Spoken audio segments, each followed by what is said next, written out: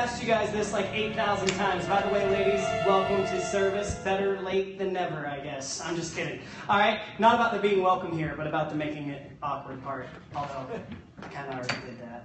Anyway, so, I know we've asked you guys this, but I want to ask you again. Are you guys excited to be here tonight? Yes! Okay, good. Good. I'm excited that you guys are here. We're going to be starting a new series tonight called The Walking Dead. How many of you guys like that show? You'll notice my hand didn't go up.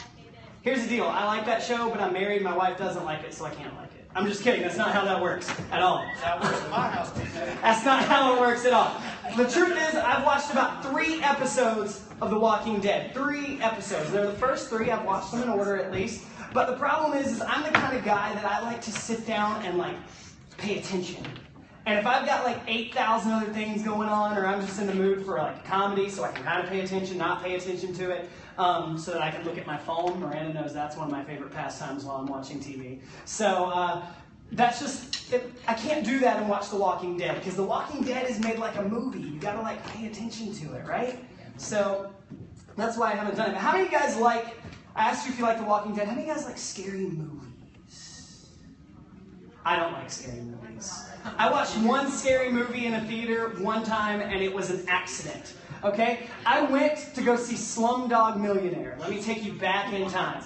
Okay? I went to go watch Slumdog Millionaire, and I am in line. I've got the ticket.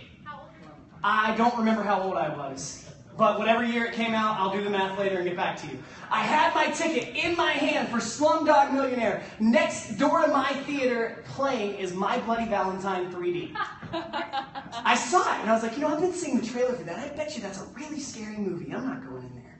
And as I'm walking in, I hear a friend of mine go, TJ, what you doing here, man? And I like turn around, I'm like, oh, I'm here to see Slumdog Millionaire. You know, what are you going to see? And they're like, I'm here to see My Bloody Valentine 3D. And I was like, oh, well, have fun with that. And like, I started to walk into the theater. He's like, why, are you not a man? You a woman? You're going to go watch a little girly movie? And I was like, no. Psh, I'm going to watch Slumdog Millionaire. That's not a girly movie. Well, motion picture of the year. Come on. And the guy gave me so much grief, I caved into peer pressure. I went back and I traded in my ticket that was $8 for a ticket that was $13 because it was in 3D. And I sat and I watched this movie the entire time like this. Because if there wasn't something scary happening on screen, there was some scary music playing in the background. And it was in 3D. And there's this one part where, not to get too crazy gory, but the dude did something bad to someone with a shovel. And like you see the shovel coming at the camera, and I just went, hey, get that shovel out of my face. Yes, I did. Because I was doing it to make myself feel more comfortable with the movie. I was doing like Nacho Libre lines. Get that shovel out of my face.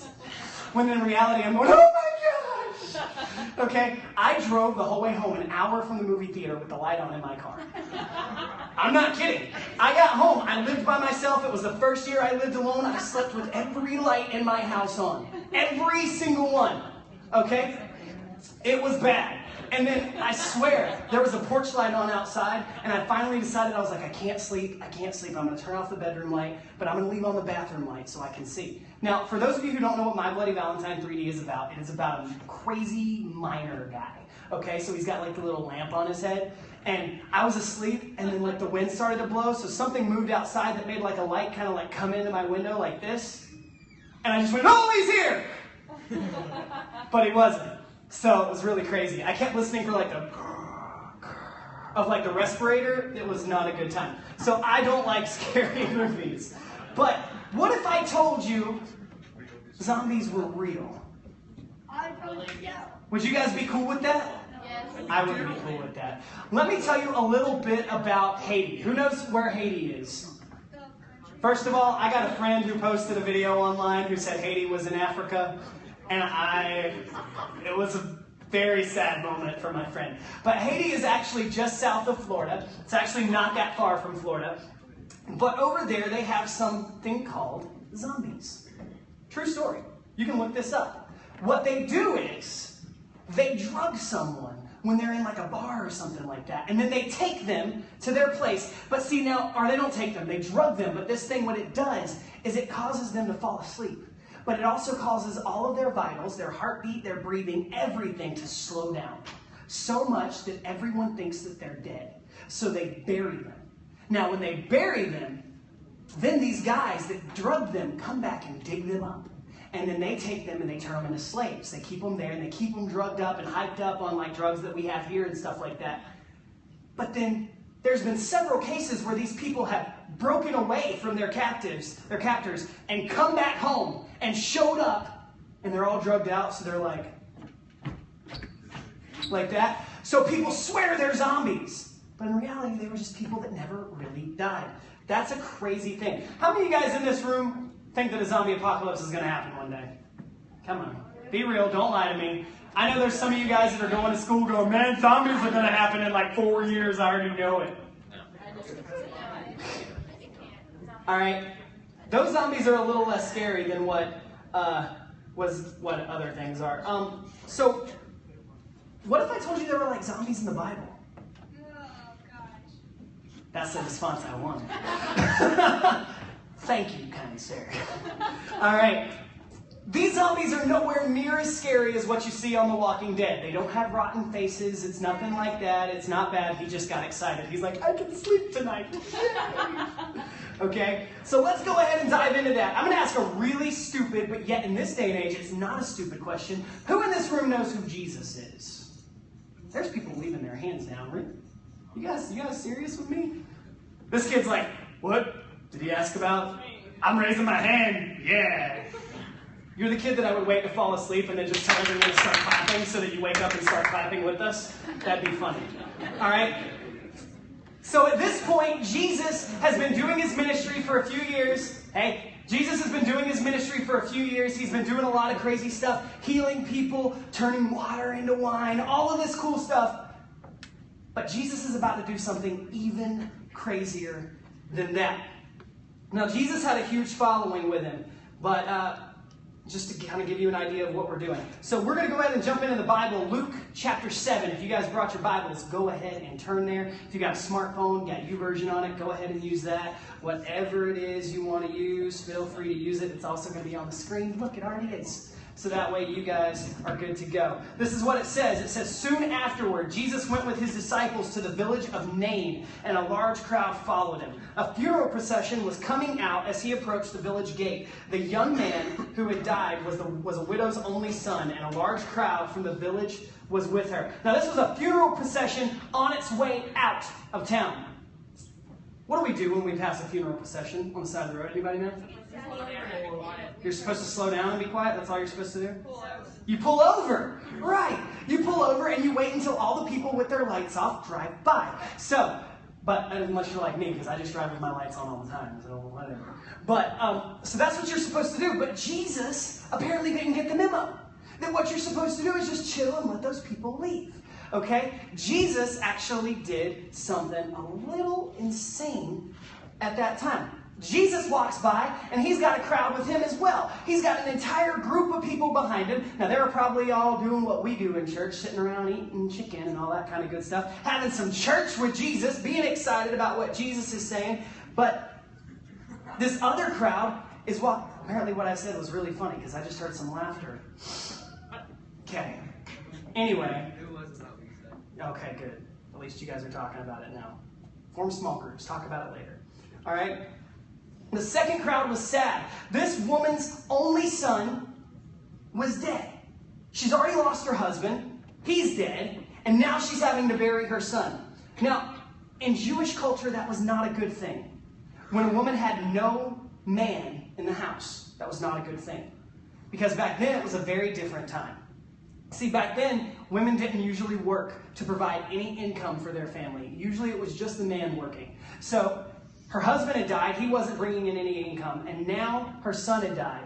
He's not bringing in any income. What's her family to do?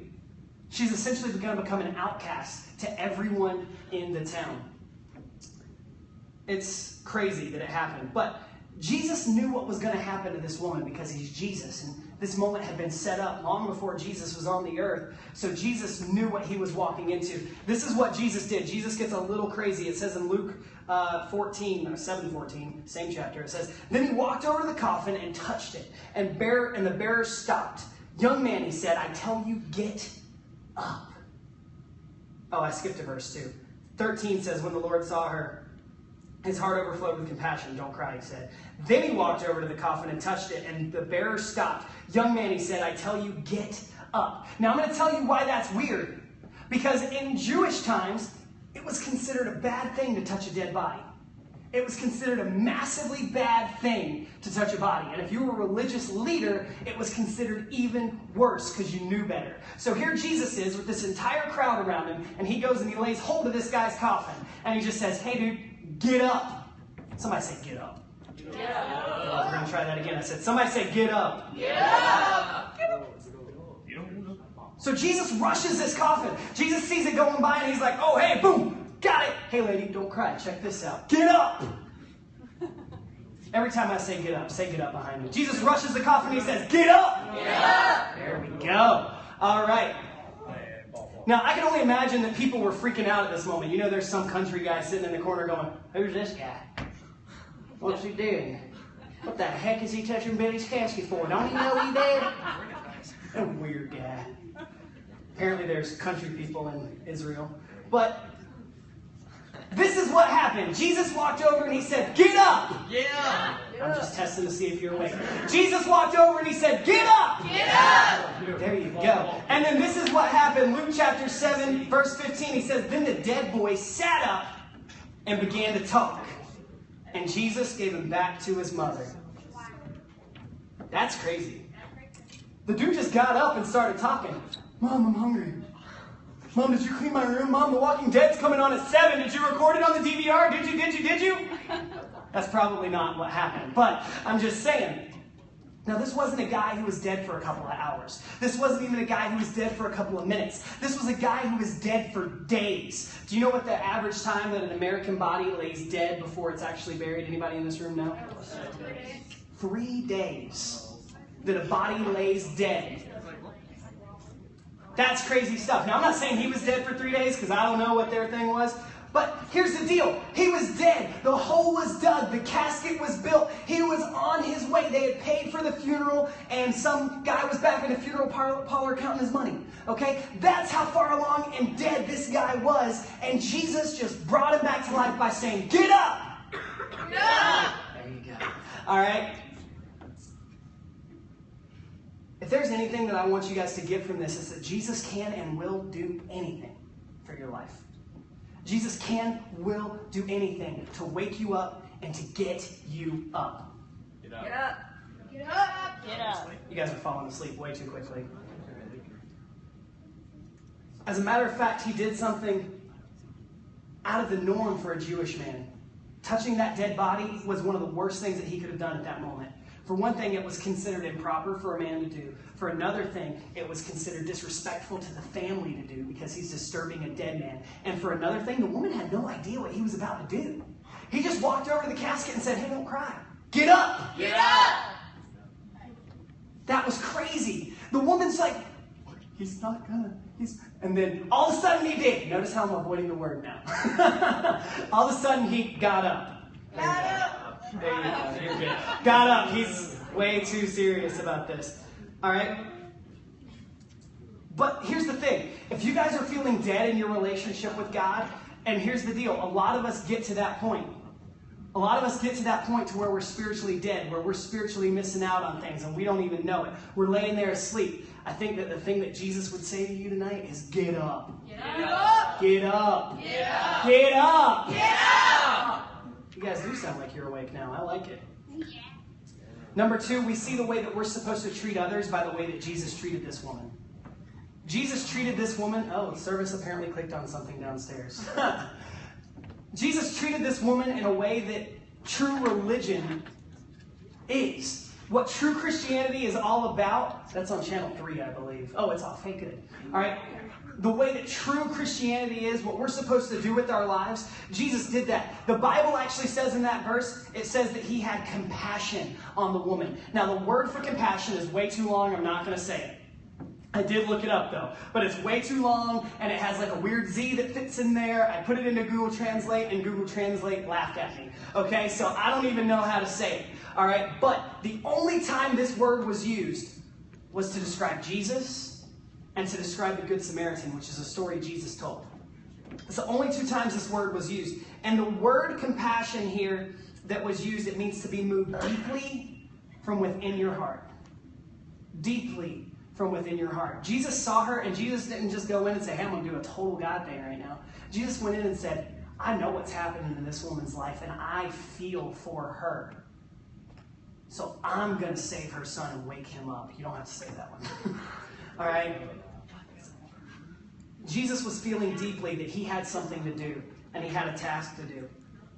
The Bible actually tells us to do the same thing that Jesus was doing in this moment, because I'll remind you, she was a widow, and in James chapter 1, verse 27, it says this, pure and genuine religion in the sight of God, the Father, means caring for orphans and widows in their distress and refusing to let the world corrupt you. We're called to take care of each other at the end of the day.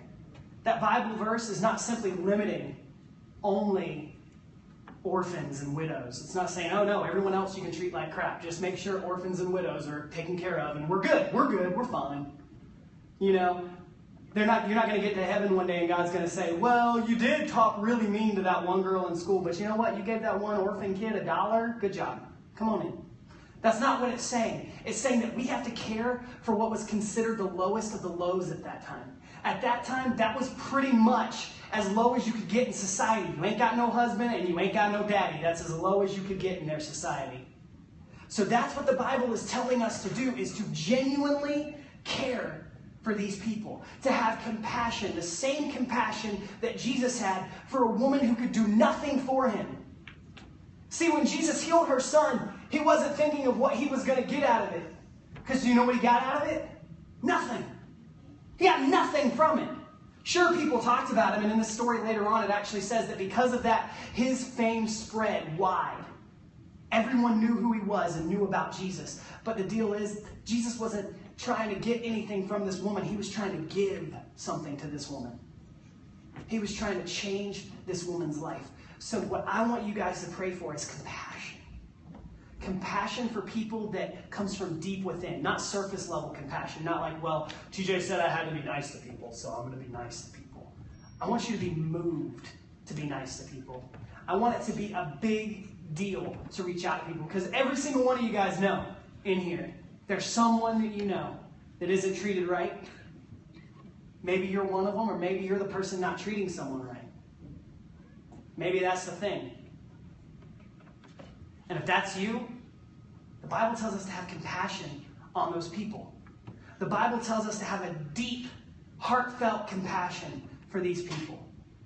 For the people that can't do anything for us. For the people that it might cost us a little social status for other people to see us sitting and eating lunch with them.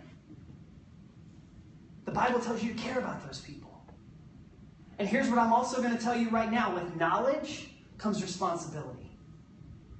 With knowledge comes responsibility. Once you know, you have no right to say, well, I didn't know.